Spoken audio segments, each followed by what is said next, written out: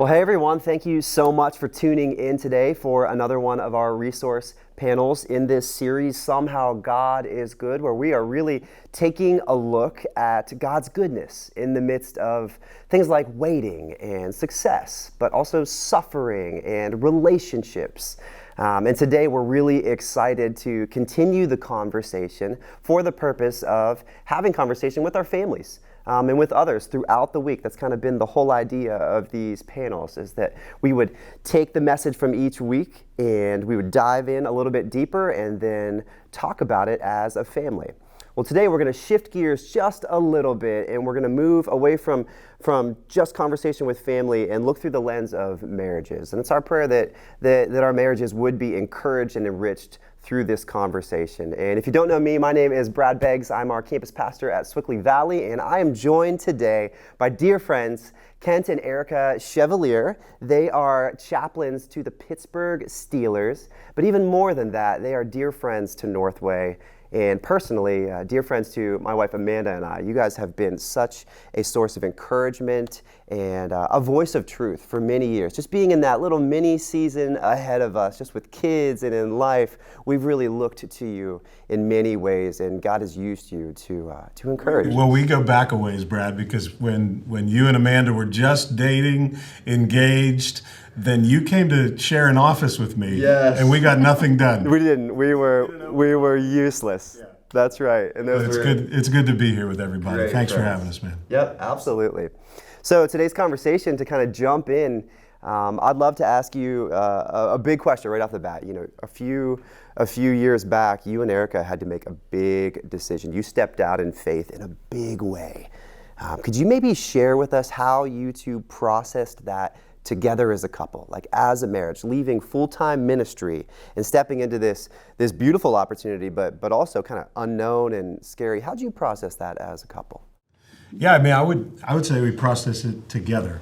And the way that we tried to do that is something that we've learned along the way from mentors in our life who said, like, hey, you want to make sure when you're making a big decision like this that you're in unity, and that she gets just as much say as I do, because this is us together. So, I mean, from your perspective, I think you were processing it on your own, I was processing it, and then we would come together. So yeah, it was such a huge decision, stepping away from what we knew, and it was an exciting adventure ahead.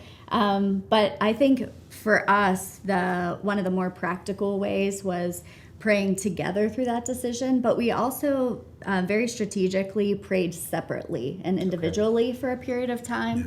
I can't remember if it was a full week, but close to that, where I spent time with God individually. God, what are you saying to us? Is this your initiation of this? Are you leading us into this? Not wanting to take a step forward if this wasn't what God was calling us to.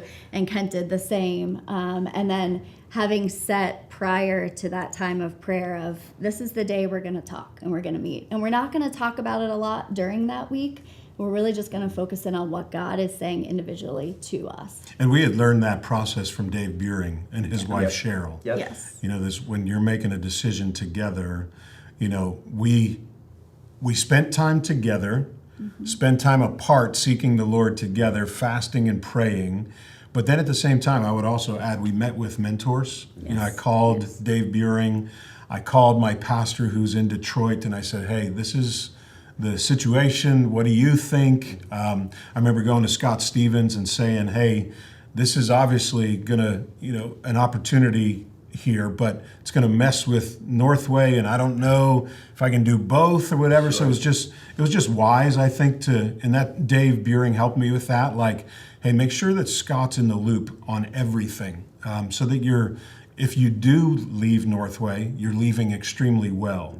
Having him a part of the whole conversation. So I would say having mentors walking alongside of us. And those were people who had already been walking alongside us. Yes. Yeah. For a period of time. So they knew us well, but we also trusted them hearing the voice of God on our behalf, and weathering what they were also saying. Yeah, that's so good. And so as far as practical tools go, what I'm hearing you say is obviously pray together. That's always kind of like the right answer, right? Well, go to God, pray together. But what I'm hearing you say, don't rush the process. Spend time individually in prayer, seeking the voice of God, and then come together. Set a time, come together, and know that, okay, this is kind of the time that we're allotting to seek the Lord, and then come together and see what He has for us. That was one thing I heard. And then the second one was go to close people that you trust, people that you know also seek the voice of God in your life, and bring them into that process. That's really good. And I would say keep that circle tight. Yeah. Because you don't want to, if you're making a major decision that's going to impact, your family, your extended family, you might want to ease up and not share that with everybody. So a few trusted people in your circle is what we felt like, okay, we're only going to share this with a few people. Yeah, that's really good. Really, really good. Hey, another question that we were just thinking about, and it was so cool. God kind of led us together a couple weeks ago. We got lunch together, just reaching out as friends, and so I was able to hear your story, which was really, really cool. I think when people hear, like Chaplain to the Steelers, like that's got to be a dream job. Like there could be no other, and greater job. Like you're around the team and on the sidelines. Like it sounds incredible. And hear me, like you've had incredible experiences. It's been amazing. But there's also been some really difficult times too, some challenging times as a couple, right? Individually and together. Could you maybe just kind of share how you have leaned on each other in those challenging times, just as a couple and in your marriage? Yeah, I'll say this, like we affectionately call ourselves Team Chevalier. And like, okay, it's cute, but it legitimately is the case. I can't do this without her. She can't do this without me. So we've had some, 11 days in to reporting to training camp. I had no clue what I was really getting myself into. And 11 days in, wide receiver coach died at training camp, heart attack. It was a mess. A year later, another just extreme situation where it's tragedy. So the Steelers have, in the last, I would say, 4 years since we've been on staff with Athletes in Action serving as chaplains, there's been a lot of tragedy that's been taking place, which I'm thankful for my time at Northway and all that to prepare us for because ministry's ministry. It just so happens that, and people are people. And so these things are going to happen. But man, this prepared us. And so I think together that was extremely helpful as I watched Erica lean in with, a young player died, struck by a car, died. And here she is with, his wife trying to console and be there and serve. And we were in that together. We were car rides together, praying together. How do we support her together? Mm-hmm. And overall, through all of these things, whether it is the tragedies or the injuries or the illnesses or the deaths, or in the high, like the births and the weddings and all the exciting, the people succeeding. We've continued to learn over these years that it's the ministry of presence. Okay. That it's just being available to people to come alongside them. And in the ministry of availability and presence, it's great, but it also gets very tiring and exhausting, as all of us know, coming alongside people that we love and care about. And so I think for us, encouraging one another, obviously, I don't always know what Kent needs. I can't know that on any given day. So one of the more practical pieces of what I've done and what he's done is really spending that time with God daily, where I'm asking God, I don't know what Kent needs today. It's probably something different than what he needed yesterday. So please help me, give me the wisdom and insight and discernment to know how to meet him where he is right now, what he needs to hear, what he needs to experience. Whether that's a calm, peaceful home for the afternoon or specific words that he needs to hear. And from my limited experience, I feel like that's only something God can reveal to us. Yeah, that's really, really good. I'm recalling a memory. This wasn't scripted or anything. I'm recalling a memory Kent, you and I early on, where I don't know if it was a message or our time in the office together, but you kind of said, hey, it doesn't have to be this big elaborate thing when you go to God, with your marriage. It can be small prayers. And I remember you saying like a small prayer was praying, God, I can't, you can, thank you, amen. Yeah. And I remember that being like such an good. impactful prayer. Yeah. Whether you remember that or not, it's stuck with me forever. I can't, you can. God, thank you that you can. I probably learned that from Scott Stevens. Or Yeah, something. you might have. Yeah. That's right. We share these things, and praise God we have each other. But I love that, leaning into one another and really asking God, what does my spouse need today? What do they need to hear today? What do they need to see in me today? I know with Amanda and I, it's so much of the same thing where God, how do I love my spouse best today? Could you just whisper that in my ear? Because I can't. We were just talking about this at lunch, of encouraging our wives in their giftings. Yes. Isn't just encouraging with our words like, hey, great job, man. Yes. Amanda, you just killed that sermon. Yep. Or, hey, Erica, no, it's actually like, I've got to think strategically through what's going to allow her, give her space, open up the calendar, hey, I got the kids, or hey, I'll pick up here, so that you can exercise the giftings that God has given to you in this ministry of availability. Because if it's just me getting all that time, or her always coming my way, that ain't going to work. And so Erica, with this role comes invitations and speaking opportunities, and filmings, and she's like, I don't know if that's my wheelhouse, but it's like I'm wondering if there's like this little unearthing of a gift that God's doing while she's more comfortable in small group settings and all of this across the coffee table with women.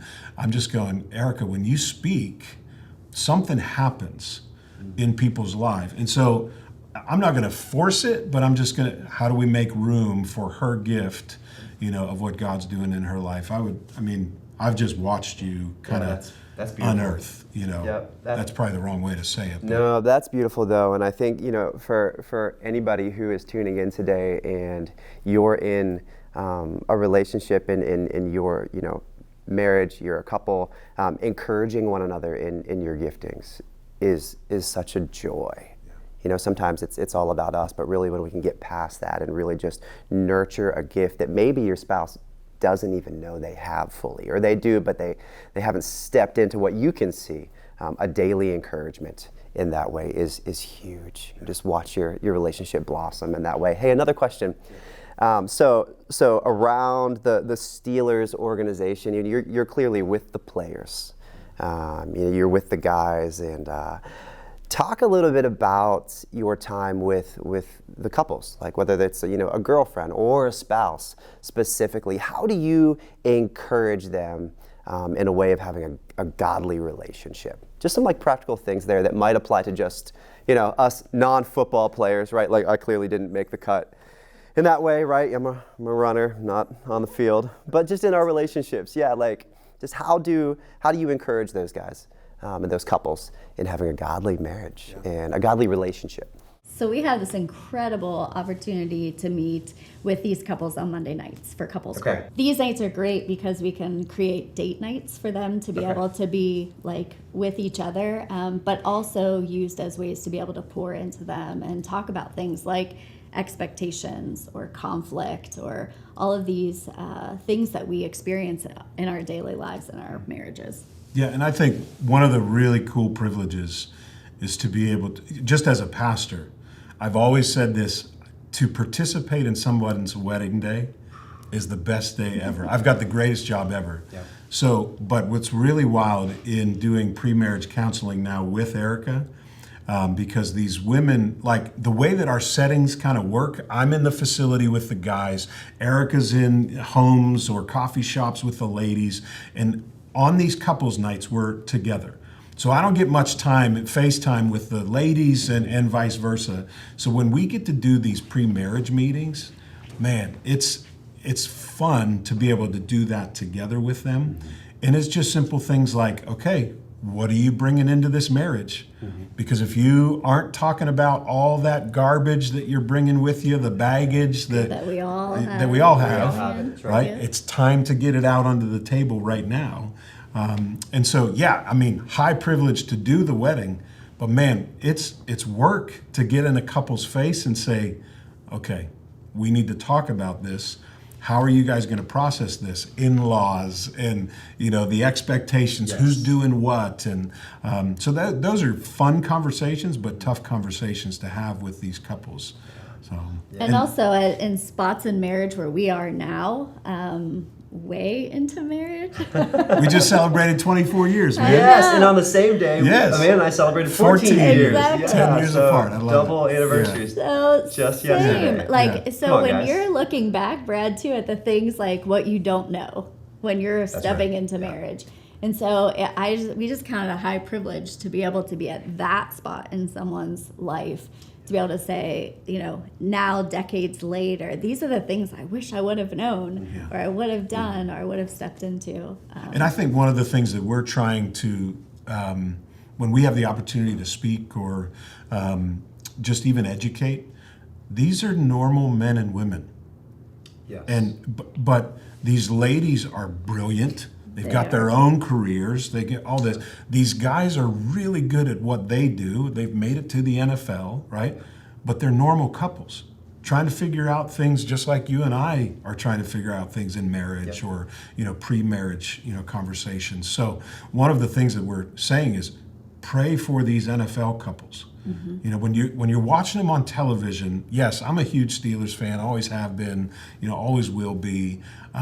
But these men and women, the NFL is hard on marriages, and it's not unlike the rest of, how your job is hard, on marriages and all this. But the NFL, man, they're working 12 to 15-hour days on certain days, and it's just difficult. So we've watched as marriages, the percentages of the NFL, that when the playing career is done, that divorce rate then goes up. And so I would just love if we would pray for them, and see them not as these superstars, they are, but man, just regular dudes and ladies, struggling with the same things that you and I are in relationships. Yeah. So good. Well, guys, thank you. Thank you for opening up and just encouraging us. Encouraging marriages, encouraging our church, and everyone who has tuned in and is watching this today. This has been a joy. We love you guys. Thank you for your ministry. Thank you for who you are. Keep going. We're in your corner. We know you're in ours. And as we move forward, you heard the challenge. Encourage one another. Lean in. Pray for one another specifically. Keep your circles tight, but invite people into the process as you discern different things. In the challenging seasons, invite God into that process as well. And know that in community, we do this together. And so this series has been wonderful. We have one more, I believe. And so continue to tune in and know that we're praying for you, encouraging you. And I know that Pastor Dave D'Angelo has said this, but you're not alone in this. Marriages, you're not alone. Don't be afraid to put your hand up and say, "Hey, we're here and we're moving forward in the Lord, but we need some help." Know that people are in your corner and would come around you in any moment. So we love you. We're praying for you, and we will see you soon. Have a great week, everybody.